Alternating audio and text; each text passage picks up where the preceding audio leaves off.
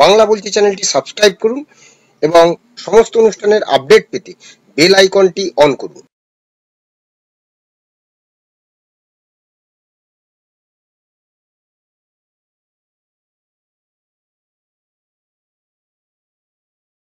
নমস্কার, বাংলা বলছি চ্যানেলে আপনাদের স্বাগত। আমি বিপ্লব দাস বলছিলাম। আজ রাত পোহালেই এই রাজ্যে চারটি কেন্দ্রের উপনির্বাচন, অর্থাৎ বিধানসভার উপনির্বাচন। সেই চারটি কেন্দ্র রানাঘাট দক্ষিণ, উত্তরবঙ্গের রায়গঞ্জ বিধানসভা, উত্তর চব্বিশ পরগনার বাগদা বিধানসভা এবং উত্তর কলকাতার মানিকতলা বিধানসভা। এই চারটি কেন্দ্রের উপনির্বাচন। মানিকতলা বিধানসভা উত্তর কলকাতা, সেখানে 2022 সালে মন্ত্রী সাধন পাণ্ডে তিনি প্রয়াত হন। তারপর থেকে এই আসনটিতে নানা আইনি জটিলতার কারণে নির্বাচন হয়নি। অবশেষে সেই নির্বাচন হচ্ছে নির্বাচন কমিশনের নির্দেশে, কোর্টের নির্দেশে। দ্বিতীয়ত, রানাঘাট, রায়গঞ্জ দক্ষিণ এবং বাগদা, এই তিন কেন্দ্রের তিন প্রার্থী তারা বিজেপি থেকে জয়ী হয়েছিলেন। এই তিন প্রার্থী এবং 2021 সালে জয়ী হওয়ার পর এই তিন কেন্দ্রের প্রার্থী, এদের মধ্যে দুজন রায়গঞ্জের কৃষ্ণ কল্যাণী এবং বাগদার বিশ্বজিৎ দাস, এই দুজন তৃণমূলে ফিরে যান, তৃণমূলে যোগদান করেন। পরে ঠিক লোকসভা নির্বাচনের আগে, অর্থাৎ 2024-এর লোকসভা নির্বাচনের আগে মুকুট মল্লিক অধিকারী তিনিও তৃণমূল কংগ্রেসে যোগদান করেন এবং এই তিনজনই রায়গঞ্জ থেকে রানাঘাট লোকসভা আসনে প্রার্থী হন তৃণমূলের মুকুটমণি অধিকারী, রায়গঞ্জে প্রার্থী হন কৃষ্ণ কল্যাণী তৃণমূলের এবং বাগদায় প্রার্থী হন বিশ্বজিৎ দাস, এবং তিনজনই নির্বাচনে হেরে যান। অদ্ভুতভাবে এই তিনটের যে বিধানসভা, সেই তিনটি বিধানসভাতেই কিন্তু এইবারে লোকসভা নির্বাচনে বেশ ভালো ভোটে পিছিয়ে রয়েছে তৃণমূল কংগ্রেস। যেমন বাগদায় মতুয়াগড় 20,614 ভোটে পিছিয়ে রয়েছে তৃণমূল কংগ্রেস, বিজেপি এখানে এগিয়ে রয়েছে। রানাঘাট দক্ষিণেও 36,936, অর্থাৎ রানাঘাট দক্ষিণে মুকুটমণি অধিকারী এই বিধানসভা কেন্দ্রে কিন্তু পিছিয়ে রয়েছে। এবং তারপরে আমরা যদি দেখি যে রায়গঞ্জ কৃষ্ণ কল্যাণী তিনিও 45,739 ভোটে বিজেপির থেকে এই রায়গঞ্জ বিধানসভা কেন্দ্রে পিছিয়ে রয়েছেন। অর্থাৎ তিন কেন্দ্রেই পিছিয়ে রয়েছে তৃণমূল কংগ্রেস। এখন তৃণমূল কংগ্রেসের কাছে এটা কিন্তু একটা ফিরে আসার লড়াই, জমি উদ্ধারের লড়াই, গড় রক্ষা করার লড়াই, এবং সেই লড়াই তৃণমূল এবং বিজেপি কারা, দুই যুযুধান শিবিরের মধ্যে কারা গড় রক্ষা করতে পারে সেদিকে আপাতত নজর। আর অন্যদিকে যদি দেখা যায় উত্তর কলকাতায় এই 2024 লোকসভা নির্বাচনে আমরা যেটা দেখেছি, সামান্য ব্যবধানে এগিয়ে রয়েছে তৃণমূল কংগ্রেস 3,575 ভোট। এখন প্রশ্ন হলো যে এই চারটি কেন্দ্র কার দখলে যেতে চলেছে, হাওয়াই বা কোন। সাধারণত আমরা দেখি যে উপনির্বাচনের ক্ষেত্রে যারা রুলিং পার্টি, অর্থাৎ ক্ষমতায় থাকা শাসক দলের পক্ষেই সবসময় রায় যায়, কিন্তু সেখানে আমরা দেখেছিলাম যে ব্যতিক্রমী ঘটনা ঘটেছিল। সেটা আমরা দেখেছিলাম যে মুর্শিদাবাদে বায়রন বিশ্বাসের যে ঘটনা, যেটা আমরা দেখেছিলাম, সেখানে বায়রন বিশ্বাস কংগ্রেসের হয়ে জয়ী হয়েছিলেন। পরে তিনি আবার ফিরে যান, তৃণমূল কংগ্রেসে যোগদান করেন। তা নিয়ে নানা মতামত রয়েছে। দ্বিতীয়ত, এইবারে নির্বাচনে আমরা যেটা দেখেছিলাম যে লোকসভা নির্বাচনে অভিষেক বন্দ্যোপাধ্যায় যেভাবে সংগঠনটাকে দেখেছিলেন, প্রায় হাতের তালুর মতো, এক একটি কেন্দ্রেও তার হাতের তালুর মতো ছিল, সেই অভিষেক বন্দ্যোপাধ্যায় কিন্তু এবার ভোটের ময়দানে নেই। জানি অন্তরালে থেকে হয়তো তিনি ভোট করাতে পারেন, কিন্তু এবারে তিনি ভোটের ময়দানে নেই। ধূপগুড়ি উপনির্বাচনে সময় আমরা দেখেছিলাম যে তৃণমূলের সর্বভারতীয় সাধারণ সম্পাদক অভিষেক বন্দ্যোপাধ্যায় প্রচারে গেছিলেন, কিন্তু এইবারে কিন্তু তিনিও যাননি, বা মুখ্যমন্ত্রী মমতা বন্দ্যোপাধ্যায় এখন উপনির্বাচনে প্রচারে যাননি। তো সেইখান থেকে এখন দেখার যে তৃণমূল স্থানীয় নেতাদের উপর ভরসা করেছেন।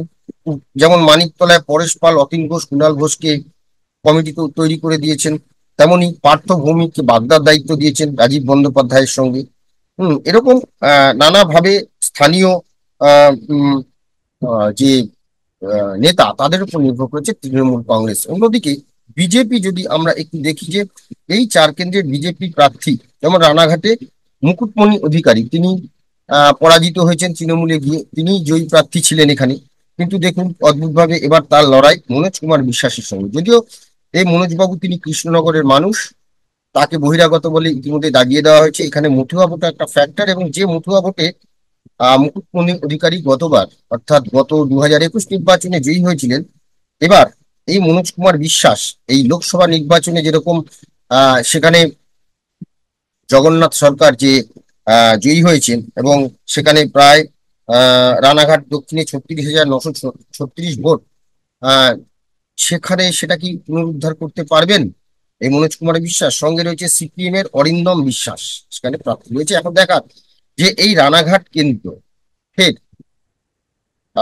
বিজেপি কি ধরে রাখতে পারবে নাকি তৃণমূল পুনরুদ্ধার করতে পারবে, এটা কিন্তু একটা বিরাট লড়াই। এবার যদি আমরা দেখি উত্তরবঙ্গের রায়গঞ্জের আসন, সেখানে কৃষ্ণ কল্যাণী 2021 সালে তিনি বিজেপিতে যোগদান করেন, তারপরে তিনি সেখান থেকে জয়ী হন। এরপরে আবার জয়ী হওয়ার পরে তিনি আবার তৃণমূলে ফিরে যান, এবং তাকে এই কেন্দ্রে অর্থাৎ রায়গঞ্জ লোকসভা কেন্দ্রে প্রার্থী করেছিল তৃণমূল কংগ্রেস। এই রায়গঞ্জে শুধুমাত্র এই রায়গঞ্জের এই বিধানসভাতেই আহ আহ, কৃষ্ণ কল্যাণী পিছিয়ে রয়েছেন প্রায় 46,739 ভোটে। আর এখানে প্রার্থী হয়েছেন মানস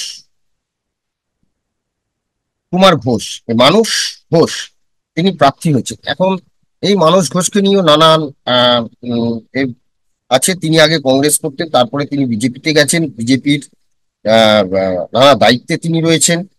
আহ, এবং যেটা জানা যাচ্ছে যে এই মানস ঘোষ, তিনি মানস কুমার ঘোষ, তার বিরুদ্ধে ক্ষোভ প্রকাশও করা হয়েছিল, কিন্তু অবশেষে সকলে মিলে ভোটে নেমেছেন। কিন্তু এই ভোটটা কি ধরে রাখতে পারবে, সেটা কিন্তু একদিকে প্রশ্ন। এবং আমরা যেটা দেখেছি যে হারিয়ে যাওয়া গড় উদ্ধার করতে নেমেছেন কৃষ্ণ কল্যাণী, এবং সেখানে যারা বহু বিজেপি কর্মীকে ইতিমধ্যে তিনি ঘর ওয়াপসি অর্থাৎ তৃণমূলে নিয়ে এসেছেন এই কদিনে, তাতে 1 মাসের মধ্যে নির্বাচন, সেখানে তিনি ফিরিয়ে এনেছেন। এবং এখন ভোটারদেরকে তিনি ফিরিয়ে আনতে পারবেন তার দিকে। এবং সেখানে রয়েছে মোহিত সেনগুপ্ত, কংগ্রেসের প্রার্থী, অর্থাৎ বাম কংগ্রেসের জোট, আপনারা সকলেই জানেন। সেইখানে মোহিত সেনগুপ্তকে প্রার্থী করেছে কংগ্রেস। মোহিত দাতা বুকম নেতা, তারও একটা গোটা রায়গঞ্জ জুড়ে তার একটা প্রভাব রয়েছে। এখন দেখার যে কৃষ্ণ কল্যাণী তার আসনটি পুনরুদ্ধার করতে পারেন কিনা, আর গড় রক্ষা করতে পারেন কিনা মানস কুমার ঘোষ।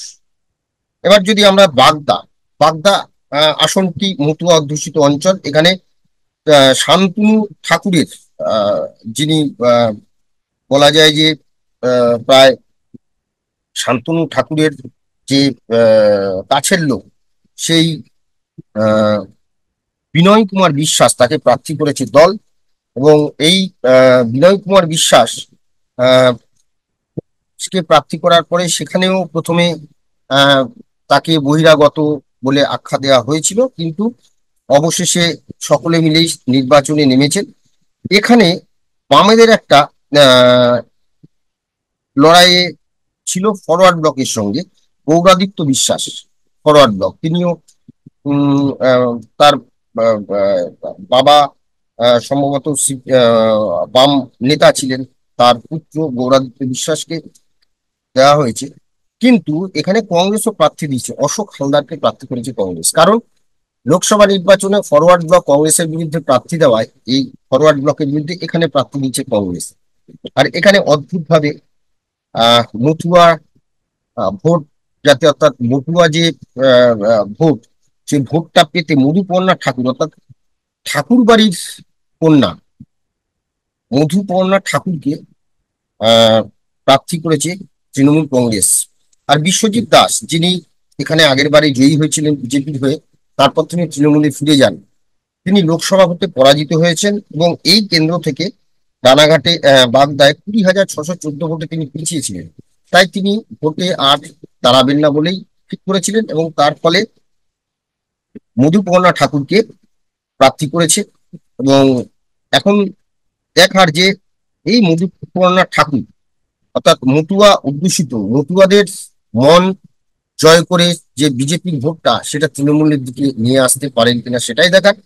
অন্যদিকে যদি মানিকতলা কেন্দ্র দেখা যায় তাহলে সুপ্তি পান্ডে, অর্থাৎ এখানে অনেকগুলো নাম ভেসেছিল এবং ওই বলে যে এক ঢিলে অনেকগুলো পাখি মেরে দিয়েছিলেন মমতা বন্দ্যোপাধ্যায়। তিনি প্রথম যেটা করেছিলেন, অনেক প্রতিদ্বন্দ্বী ছিল এখানে, অতীন ঘোষ ছিলেন, কুণাল ঘোষ ছিলেন এবং আরো বেশ কয়েকজন ছিলেন। তিনি কি করলেন, অতীন ঘোষ আর কুণাল ঘোষ দুজনকে ডেকে পরেশ পালকে সঙ্গে নিয়ে তিনি একটা কমিটি গড়ে দিলেন।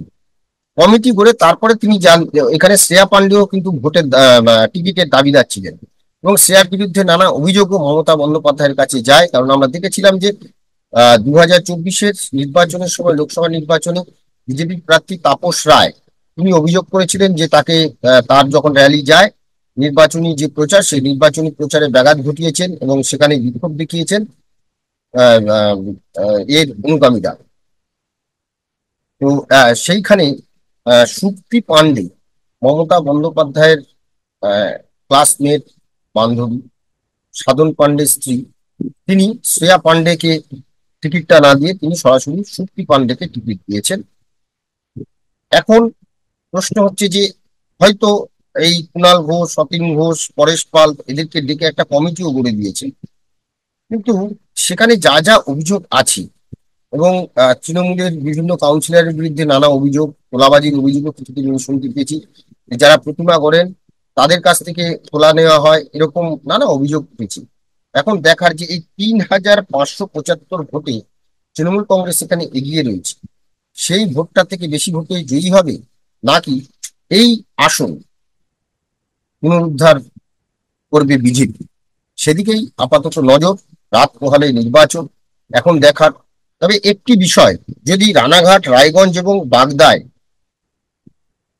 তৃণমূল পরাজিত হয় এবং বিজেপি জয়ী হয়, তাহলে কিন্তু এই যে লোকসভা নির্বাচনের যে 29টি আসন তৃণমূল কংগ্রেস জয়লাভ করেছে, তাতে কিন্তু ওই বলে না, এক বালতি দুধে এক ফোঁটা চোনা, অর্থাৎ জয়ের স্বাদ কিন্তু দুধের কিন্তু নষ্ট হয়ে যাবে শুধুমাত্র এই 3টি আসন যদি পুনরুদ্ধার না করতে পারে তৃণমূল কংগ্রেস।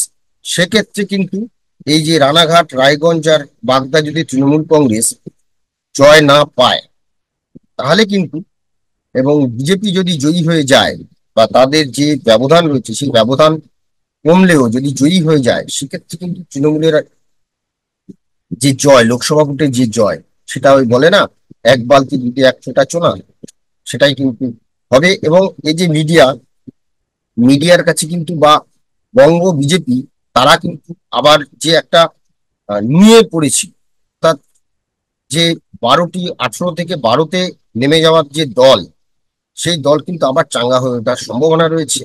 এখন দেখার যে নির্বাচন কিভাবে হয়। আর নানা অভিযোগ উঠছে শাসক দলের বিরুদ্ধে, বিরোধীদের অভিযোগ উঠছে যে কেউ প্রশাসনকে কাজে লাগিয়ে ভোট করাতে চাইছে তৃণমূল, বিজেপি অভিযোগ করছে। এখন আমরা চাই শান্তিপূর্ণ নির্বাচন, এবং এই শান্তিপূর্ণ নির্বাচনের পরে কার মুখে হাসি উঠে সেদিকেই দেখবো। আপাতত আমাদের এই আলোচনা নিয়ে আপনাদের মতামত কমেন্টস বক্সে জানাবেন। ভালো লাগলে অবশ্যই লাইক দেবেন। সবাই ভালো থাকবেন। নমস্কার।